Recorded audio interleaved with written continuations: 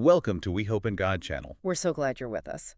Today we're doing a deep dive, one that takes us into a really pivotal moment of transition.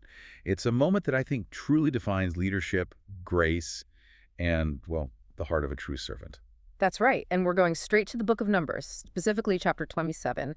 It's a reflection on what spiritual succession really looks like. Yeah, because when you think of Moses, you usually picture the big things, right? The burning bush, splitting the Red Sea. The spectacular moments. But this is different. His final major act, this prayer for who comes next, it's often just, glossed over. And it shouldn't be. No, absolutely not. It holds the key, I think, to understanding what selfless leadership is all about. It's a blueprint for anyone who's thinking about mentoring or really the future of their community. Okay, so let's set the scene a bit. We're meeting Moses at the end. 40 years leading this, let's be honest, cranky and miraculous community through the desert. And he knows he's not going into the promised land. He's been told that's it for him. Exactly. And instead of focusing on that, on his own legacy, or maybe feeling sorry for himself, his final big request is completely outward focused. Yes. So the mission for our deep dive today is to really pull the wisdom out of that prayer and see why it sets such a high standard for true spiritual guidance. Let's do it. Okay, let's go directly to the source. This is Numbers 27, and we'll start at verse 15. This is Moses speaking to the Lord. May the Lord, the God who gives breath to all living things, appoint someone over this community. And just stopping there for a second, notice how he starts. The God who gives breath to all living things, he's acknowledging God's total sovereignty over life itself before he even makes his request. That's a great point. Okay, so he continues. Appoint someone to go out and come in before them, one who will lead them out and bring them in. Now that phrase, to go out and come in, it sounds a bit poetic, but it's not. In ancient Hebrew, that was a technical term. A technical term? What do you mean? Like a job description? Exactly. It meant comprehensive, total leadership. It wasn't just one thing. So not just military or administrative or spiritual. Yeah. But all of it. All of it. Leading them out to war, bringing them back safely, handling the day-to-day decisions, the judicial oversight, everything. Moses was asking for someone to take on the entire burden. Wow. He's not looking for a specialist. He's looking for a successor. Yes, but it's the reason he gives, the motivation behind the request. That's where you really see his heart. Right, the final line of the prayer. So the Lord's people will not be like sheep without a shepherd. And that line is just, it's so powerful. We hear it and think of, a lost lamb. But for a nation, a massive group of people in a dangerous world. It needs chaos. Total chaos. Organizational collapse, vulnerability to attack, to internal fighting. He was protecting them from complete destruction.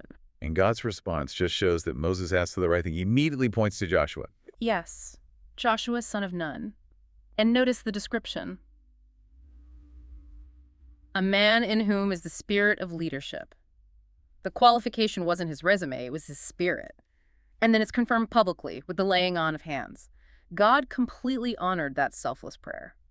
To really get the weight of this prayer, you have to rewind. You have to remember the man Moses was at the beginning of all this. Absolutely. Think back to the burning bush. He didn't want the job. He argued with God, 5 times? Gave 5 different excuses for why he was the wrong guy. He felt totally inadequate. His speech, his charisma, or lack thereof. He basically asked God to send someone else. But what's so amazing is that God never really argues with him about his weaknesses. He just shifts his focus. That's it. He lifts Moses' eyes off of his own self-doubt and points them back to who God is, the Almighty God who equips, who provides, who sustains. And that really sets the stage for his entire leadership journey. It does. Now fast forward 38 years. Think about what that time in the wilderness really was. Brutal. Just imagine the complaints, the rebellions, the sheer emotional toll of managing millions of people. It was a pressure cooker. But it wasn't just wandering. It was, like you said before, a deep, intense training season. They were seeing daily miracles, manna from heaven, water from a rock. God was forging them into a nation. But the personal cost for Moses was huge. His brother Aaron dies. He's old, he's tired, and he knows he won't see the finish line himself. And here's something I've been thinking about. We always focus on his punishment, striking the rock. But isn't it possible that his failure to enter the promised land was actually what perfected his leadership in the end? That is such a powerful insight. Say more about that. Well, if he had been focused on his own reward, on Mhm. getting into Canaan himself, maybe he wouldn't have been so completely selfless right here. This failure, in a way, freed him from any personal ambition. I think you're exactly right. That is the essential takeaway. When he prays this, he is totally free. Most leaders at the end of their careers are thinking about their legacy, their reputation. Yes, vindication. Moses asks for none of that. His only concern is for the people, for what happens after he's gone. It just reveals the heart of a truly mature leader. Someone who loves God so deeply that that love just has to overflow to God's people. And God answers by giving them Joshua, a man described as being filled with the Spirit. And that Spirit isn't just, some mystical feeling. It was the spirit of competence, wisdom, and pastoral care needed for that go out and come in role. The one who had been there all along, his apprentice. The one who saw the struggle, not just the glory. It makes it so clear that real spiritual leadership isn't about building a monument to yourself. No. It's about loving God so much that you just naturally become a conduit for his compassion to others.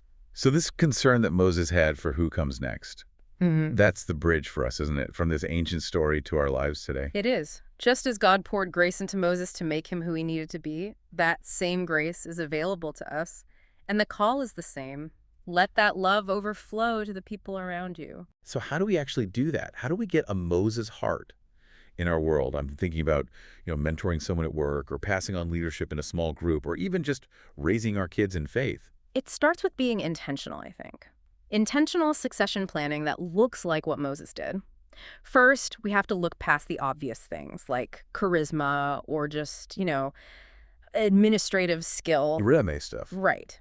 Moses looked for someone with the Spirit. That means inner character, resilience, a capacity for sacrifice. We need to be identifying people who, like Joshua, have been serving faithfully in the background. Which also says a lot about mentorship, doesn't it?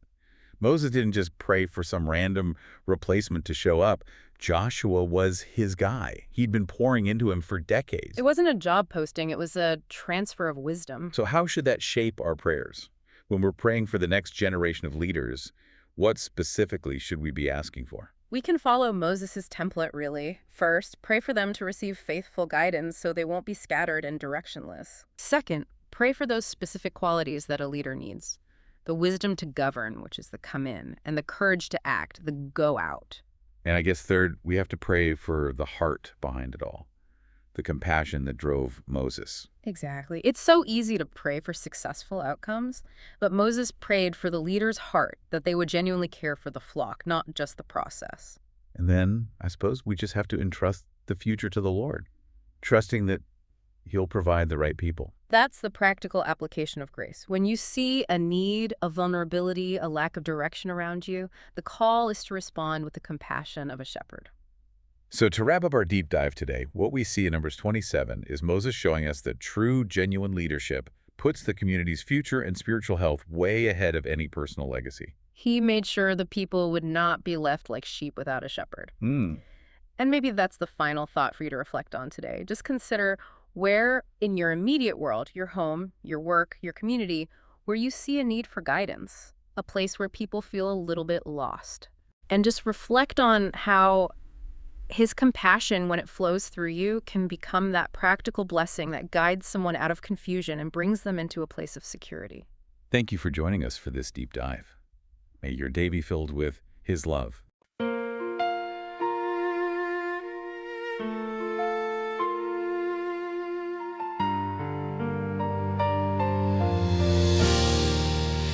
In the desert when you taught us how to stand, guided by your mercy with a gentle sovereign hand.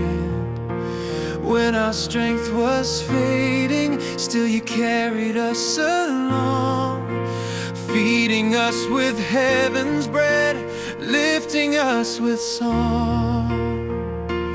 Though our leaders faltered and the road grew dark and wide, still your faithful presence never left our side.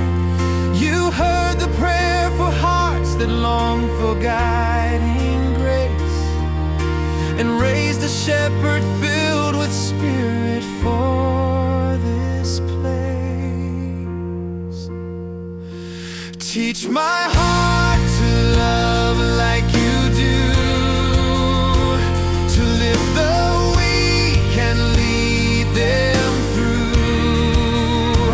Let your compassion in me rise, a light of hope that never dies.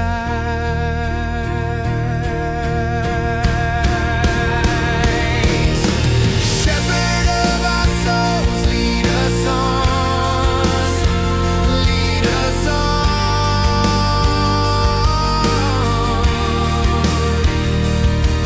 Through the wilderness we walk, you are strong, you are strong.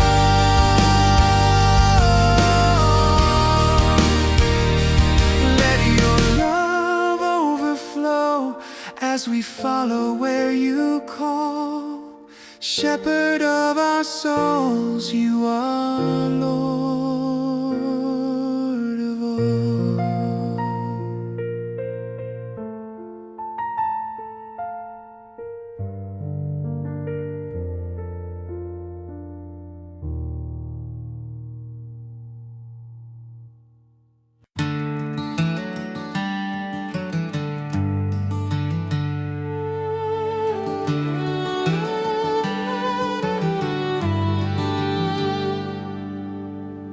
In the desert wind, you taught us how to stand, guided by your mercy with a gentle sovereign hand. When our strength was fading, still you carried us along, feeding us with heaven's bread, lifting us with song. Though our leaders faltered and the road grew dark and wide, still your faithful presence never left our side.